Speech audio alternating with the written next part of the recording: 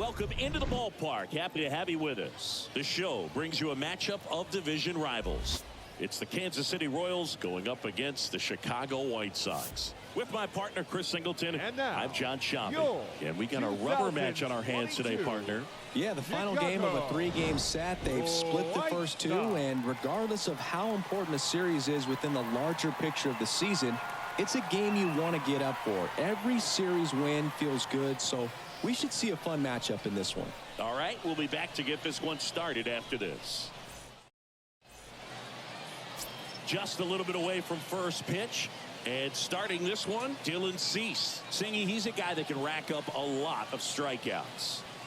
Well, last year, kind of around the league average in terms of ERA. And you know what? That's why you have 5 different spots in the starting rotation. You've got to have people round things out.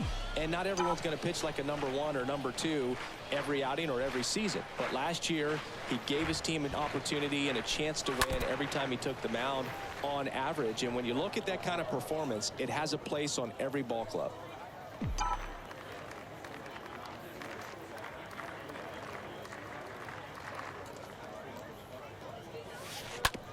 On the ground, Thomas takes it himself. 1 out in the top of the first.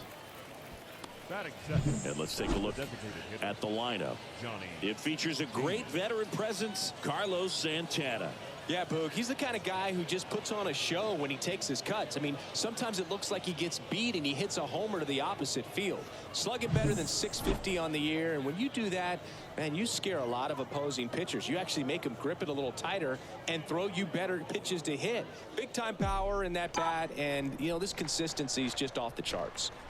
Here's a 2-2. Stays alive.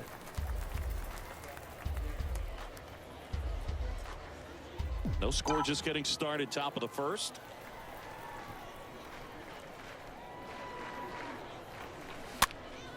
Next pitch is popped up. Durham right there to make the grab. That's out number 2. Batting third, the center fielder, number 24.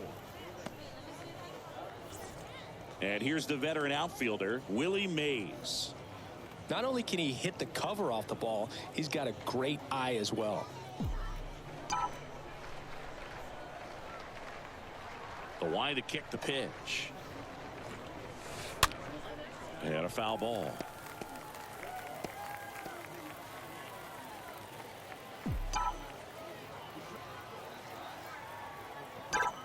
Here's a 1-2.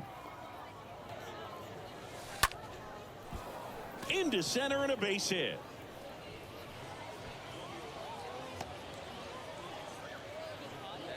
He's been swinging it really well lately. That's about as textbook as it gets. Got his stride and load out of the way early. He stayed inside that ball and squared it up out front. Man, that was like he was in the cage hitting off a tee. And now they've got some speed on first, so we'll see if they try to get him into motion. 2 outs, runner at first. And next up for the Royals, George Brett. Line drive, base hit. And that'll put runners at the corners with 2 away. Batting fifth, the catcher, number 14.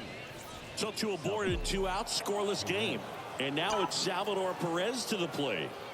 2 outs. Ripped on a line. No trouble here. Puts it away for the out. And that is that. Royals strand a pair. Half inning complete. We've got no score.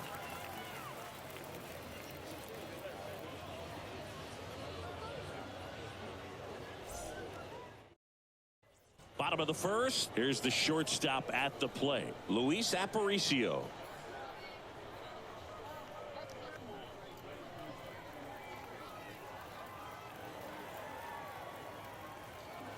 The wind of the pitch. Hit weakly on the ground towards second. Got him on the off-balance throw. 1 up, 1 down. Time to check out the lineup for the White Sox. And a big factor for them in recent games, Minnie Minoso. And Boog, he's their team leader in home runs, so you know the pitchers on that other side, man, they took a lot of time preparing for him in that pregame meeting. You know, he's got a lot of pop, and it's real pop. It's not fluky at all. He can absolutely change the outlook of a game very quickly, so watch out when he steps in. And a pitch. And a count 1-2.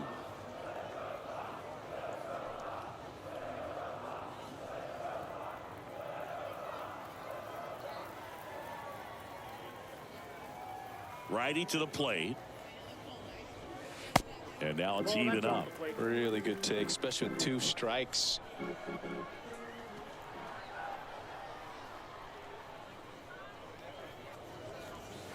And down on strikes he goes. And there are 2 outs. Well, oftentimes that's the pitch he's trying to set up, the curveball. He'll lean on it pretty heavily, so you got to be expecting it, look for it, and sell out so you don't miss it when you get it.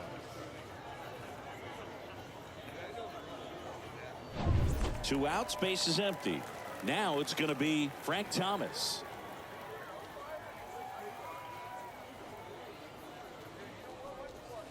Next pitch downstairs, and that's ball 2.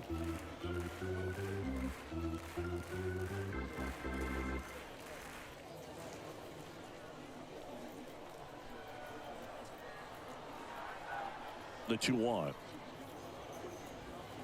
Got the bat going too soon. It's strike 2. Filthy changeup right there. Just pulled the string. And a swing and a miss. And that's that. Down in order go the White Sox. Scoreless after 1.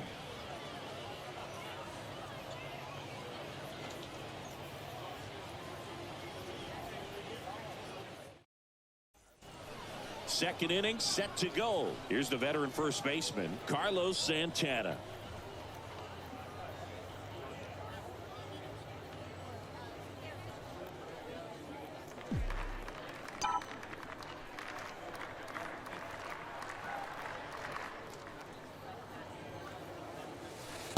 And 1-2. 1 ball, 2 strikes.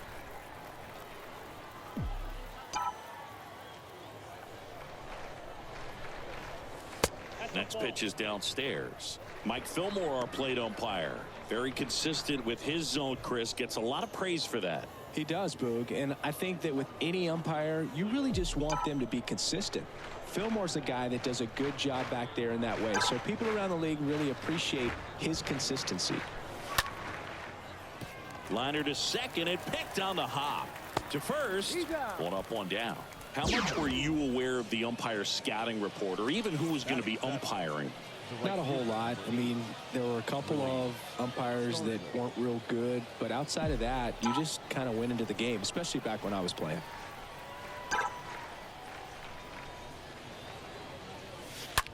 There's a swing and a drive. And it's off the wall. Everything came together perfectly for him right there. Absolutely blasted that one into the gap, but just didn't have quite enough to clear the wall out there. Maybe a little more elevation under it and it carries over, but that's a swing you'll be happy with every time. And to the plate for Kansas City, number 90. The pitch. Got him.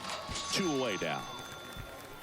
That was a tough slider right there. He couldn't get a piece of it just to try to keep the at-bat alive. And hitters will tell you that slider, when a guy's able to really tunnel the pitch where it looks like a fastball and then late has a really good bite, so tough to lay off of because you've made the decision you don't want to. And there's the 3rd out.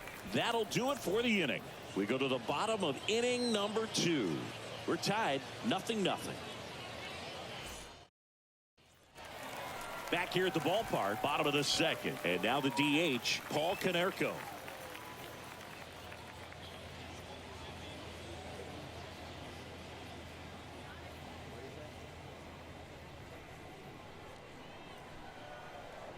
Right-hander kicks, deals. And that one is lifted in the air. Stargell sizing this one up. He can't get there, and that should be extra bases. Safe at second with a leadoff double. Recognized the break on that pitch early, and that allowed him to keep his front shoulder in. You know, it's easy to bail on those front door breaking balls, but a great job right there of letting it travel, then unloading a nice balanced swing. Runner in scoring position now, and a good opportunity to push across the first run of the ball game. Digging in, Harold Baines.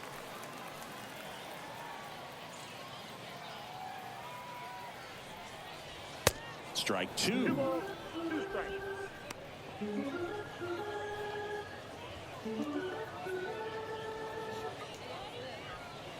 Nothing here in the bottom of the second.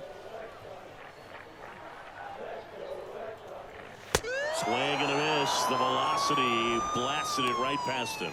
Oh, nothing too fancy on the strikeout pitch right there. Just a low 90s fastball, and I'm not sure he was trying to challenge him, but that's pretty much what happened. Very hittable location, but he found a way to just get it by him.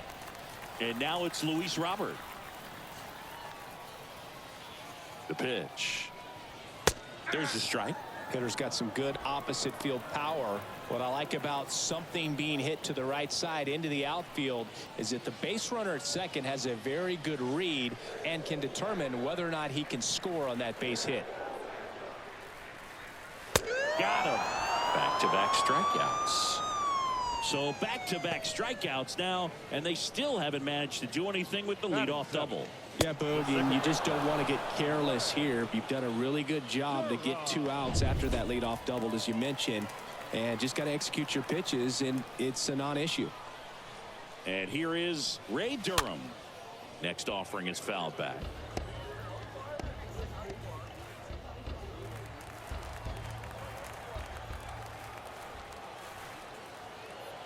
Man at second. Swing and a ground ball out to short. Can't glove it cleanly.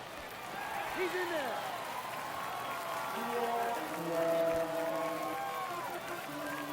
Batting it. Well, with 2 outs, I'm thinking he had his mind on getting in the dugout so they could get to hitting. All it takes is just a little lapse in concentration. So now let's see if his pitcher will pick him up. First and third, 2 away. And now, Yoan Moncada.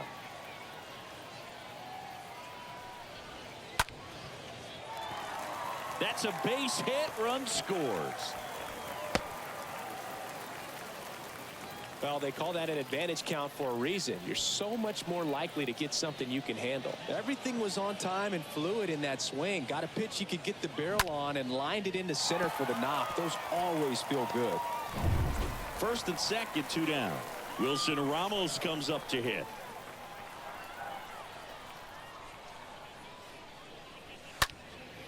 Hit in the air, right field. And that will end the inning. But the RBI single pushes across a run. It's now a 1-0 ball game.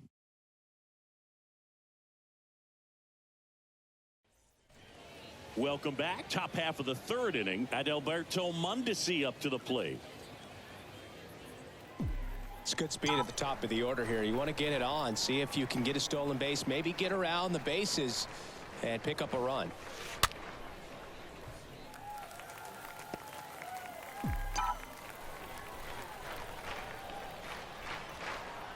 Here's a 1-2. Now one missed. Boog, he never moved because he never had time to. But that kind of velocity, you'd prefer that pitcher work away. Next offering misses, and the count's full.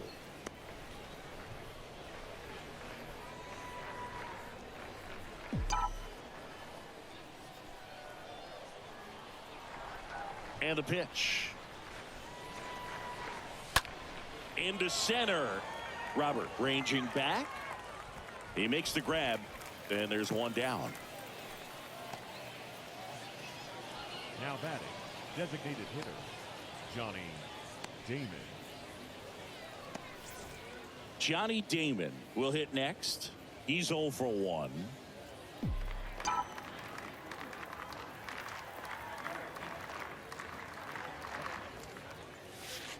Fouls one off. 2-2.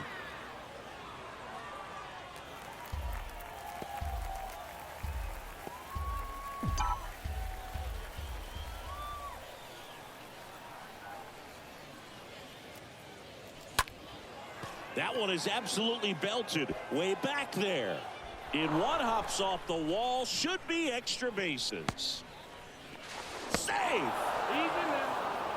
He quickly went from hitter to base runner. Love when guys make that transition, and he's got speed to put on a show.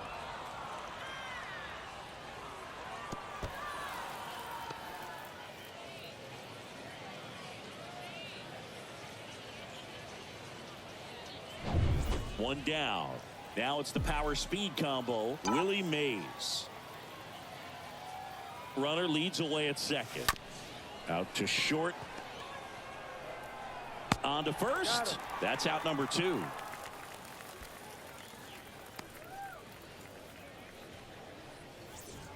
And now it'll be the cleanup spot for the Royals. George Brett.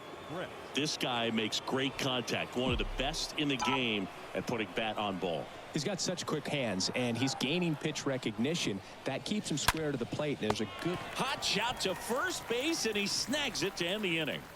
So one left for Kansas City. They're down 1-0.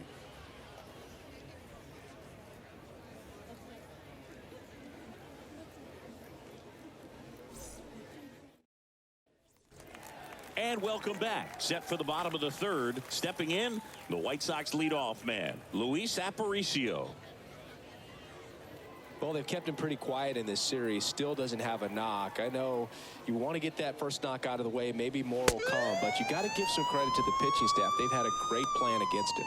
Tell you what, those are the types of guys pitchers really like to punch out when they're on the mound, because if they get on, just the distraction that they create with all that speed over on the base pass, it could take away your focus from the next hitter, and that's the last thing you want to do is serve up a pitch that a guy hits over the fence, and it's a multi-run home run. And now Minnie Minoso. So a foul ball makes it 1-2.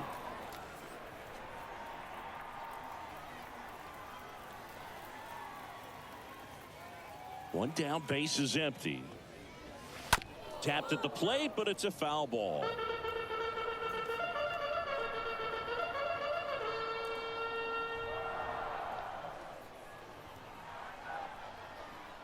The 1-2. Swing and a miss. And he's down on strikes. 2 away. Tasked with 1, 2, and 3 to start this inning, but no trouble so far. I'm sure he'd love to strike out the side here. Make a little statement, but you got to be composed in this spot. Focus on getting this next guy. You got 2 good outs. Want to get the third one and avoid the middle of that lineup coming up with a base runner. Could become dangerous. Frank Thomas digs in now. The pitch. And there's a base hit to left.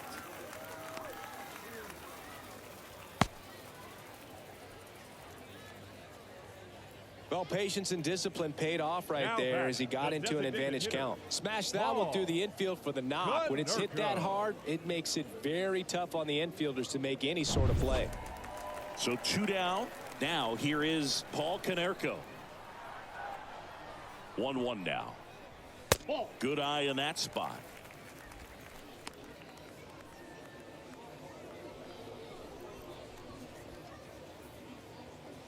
Thomas off of first with 2 away.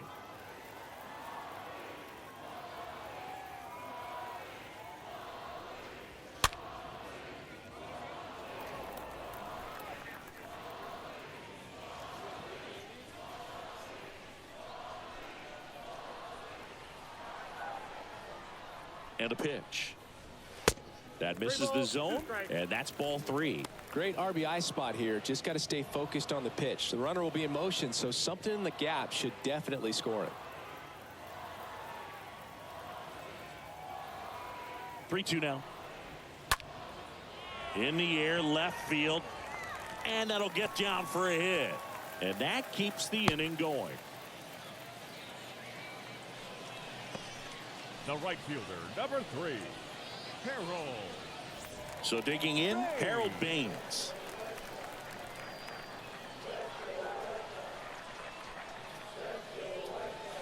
Next offering is in for a strike.